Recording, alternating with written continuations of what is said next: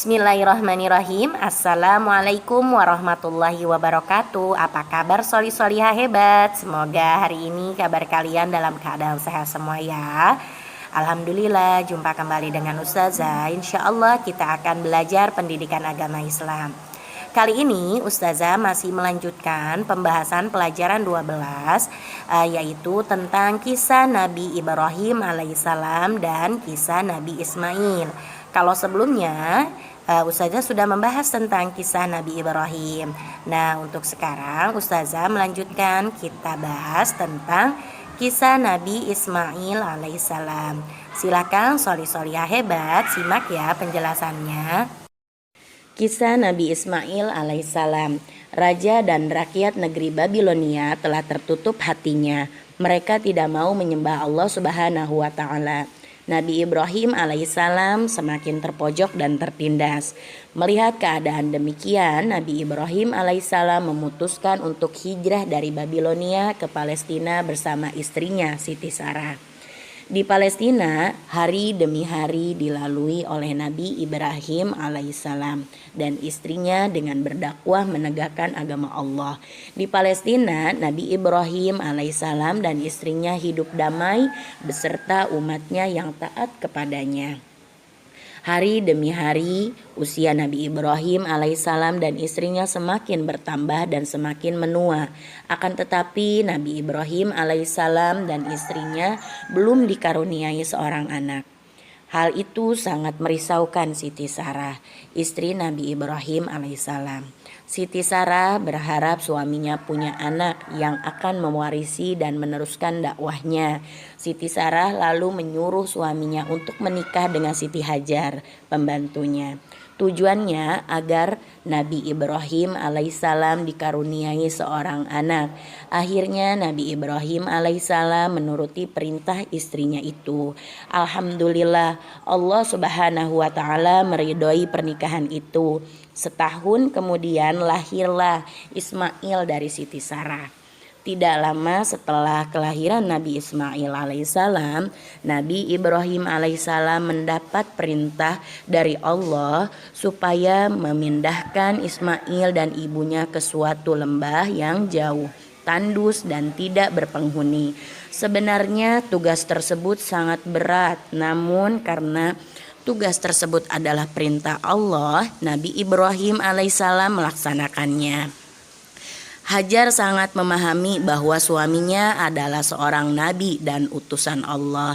Dengan sabar dan ikhlas, Hajar pun mengikuti kehendak Allah tersebut. Ketika tiba di tempat yang dituju, Nabi Ibrahim alaihissalam segera meninggalkan istri dan anak tersayangnya.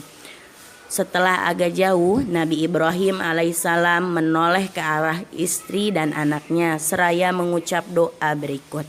Ya Allah, telah aku tinggalkan istri dan anakku di lembah yang sunyi dari manusia dan tumbuh-tumbuhan, agar mereka beribadah kepadamu. Jadikanlah hati manusia agar tertarik kepada mereka. Berilah mereka rezeki buah-buahan yang lezat. Mudah-mudahan mereka berterima kasih kepadamu. Setelah beberapa hari ditinggal oleh Nabi Ibrahim alaihissalam, Nabi Ismail alaihissalam yang masih bayi ketika itu menangis sejadi-jadi. Bekal makanan dan minuman telah habis. Nabi Ismail alaihissalam tidak bisa minum air susu ibunya karena sudah tidak keluar lagi. Dalam keadaan seperti itu, Hajar memohon kepada Allah dan terus berusaha mencari sumber air. Hajar mencari sumber air sambil berlari-lari kecil dari Bukit Safa ke Bukit Marwah. Hajar tidak putus asa. Hajar menyisir kedua bukit itu tidak hanya sekali, melainkan sampai 7 kali. Usaha Hajar ternyata tidak membuahkan hasil. Hajar lalu pasrah kepada Allah. Allah kemudian memberikan jalan. Pada saat Hajar memasrahkan diri kepada kehendak Allah, tiba-tiba datang seorang laki-laki. Laki-laki itu bertanya kepada Hajar, "Wahai ibu, siapakah engkau ini?" Lalu Hajar menjawab, "Aku adalah Hajar, istri Nabi Ibrahim alaihissalam." "Kepada siapa engkau dititipkan di sini oleh suamimu?" Hajar pun menjawab kembali, kami dititipkan hanya kepada Allah semata. Lalu laki-laki tersebut menjawab, kalau memang demikian maka Allah akan melindungimu dan mencukupi kebutuhanmu. Sesungguhnya Allah Subhanahu wa Ta'ala tidak menyia-nyiakan kepercayaan Nabi Ibrahim kepadanya. Laki-laki itu tidak lain adalah malaikat Jibril yang diutus Allah untuk menolong Hajar dan Nabi Ismail alaihissalam. Malaikat Jibril menunjukkan kepada Hajar tentang kebesaran Allah, yakni munculnya air dari dalam tanah bekas telapak kaki Nabi Ismail alaihissalam. Melihat hal yang demikian itu, maka Hajar segera mengambil air untuk buah hatinya, Nabi Ismail alaihissalam. Air itulah yang kini dikenal sebagai air Zam-Zam. Allah telah mengabulkan doa Nabi Ibrahim alaihissalam. Atas kehendak Allah, kota Mekah yang tandus itu kini menjadi kota tujuan umat muslim di dunia untuk menunaikan ibadah haji. Kota Mekah tidak pernah sepi dari umat muslim di dunia yang ingin melaksanakan ibadah di sana. Di kota Mekah lah letak Ka'bah, kiblat umat muslim di dunia. Dari kisah Nabi Ismail alaihissalam di atas, ada dua perilaku terpuji yang bisa kita teladani dan terapkan dalam kehidupan sehari-hari. Sejak anak-anak, Nabi Ismail alaihissalam sudah menunjukkan perilaku terpuji. Nabi Ismail alaihissalam merupakan anak yang taat kepada Allah dan berbakti kepada kedua orang tua. Nabi Ismail adalah nabi yang taat kepada Allah Subhanahu wa Ta'ala. Selain itu, beliau sangat sabar dan rela berkorban. Pada masa kanak-kanak, Nabi Ismail alaihissalam merupakan seorang anak yang sangat taat dan berbakti kepada ayahnya. Pada suatu hari, Nabi Ismail alaihissalam mendengar bahwa ayahnya menerima wahyu lewat mimpi untuk mengorbankannya. Mendengar hal itu, Nabi Ismail alaihissalam tidak merasa takut atau risau. Nabi Ismail alaihissalam mengerti bahwa wahyu itu benar-benar datang dari Allah Subhanahu wa Ta'ala. Allah Subhanahu wa Ta'ala berfirman dalam Al-Quran surah As-Saffat ayat 102 yang artinya, maka ketika anak itu sampai pada umur sanggup berusaha bersamanya, Ibrahim berkata, wahai anakku, sesungguhnya aku bermimpi bahwa aku menyembelihmu. Maka pikirkanlah bagaimana pendapatmu. Dia Ismail menjawab, wahai ayahku, lakukanlah apa yang diperintahkan Allah kepadamu. Insya Allah engkau akan mendapatiku termasuk orang yang sabar. Nabi Ismail alaihissalam tahu bahwa ayahnya seorang nabi yang bertakwa kepada Allah Subhanahu wa Ta'ala. Pada saat hati ayahnya remuk redam saat hendak mengorbankan dirinya, Nabi Ismail alaihissalam memberi semangat kepada ayahnya untuk tabah menjalankan perintah Allah tersebut. Nabi Ismail alaihissalam rela berkorban.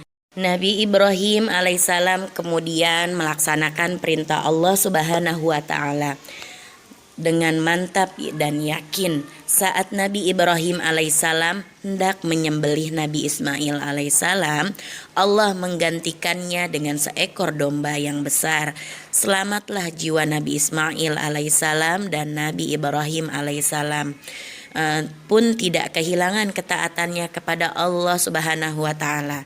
Peristiwa pengorbanan Nabi Ismail alaihissalam tersebut diteruskan oleh umat muslim di seluruh dunia hingga kini, yaitu dengan menyembelih hewan kurban. Peristiwa itu dirayakan atau diperingati setiap tahun, yaitu pada saat Idul Adha atau Hari Raya Kurban. Yang kedua, Nabi Ismail ternyata orang yang sangat hormat dan patuh kepada orang tua. Ketaatan Nabi Ismail alaihissalam merupakan ketaatan seorang anak yang berbakti pada orang tuanya. Nabi Ismail alaihissalam meyakini bahwa perintah untuk mengorbankan dirinya adalah perintah dari Allah yang tidak bisa ditolak. Berbakti kepada orang tua merupakan kewajiban setiap anak. Berbakti anak kepada orang tuanya akan menjadi berkah dan pahala bagi anak. Bahkan akan memberikan pahala yang mengalir bagi orang tuanya meskipun orang tuanya sudah meninggal. Orang tua terdiri dari ibu dan bapak. Mereka adalah orang yang melahirkan dan mengasuhmu dari kecil hingga dewasa. Mereka harus dihormati dengan baik. Kamu tidak boleh menyakiti perasaannya. Menghormati kedua orang tua merupakan ibadah.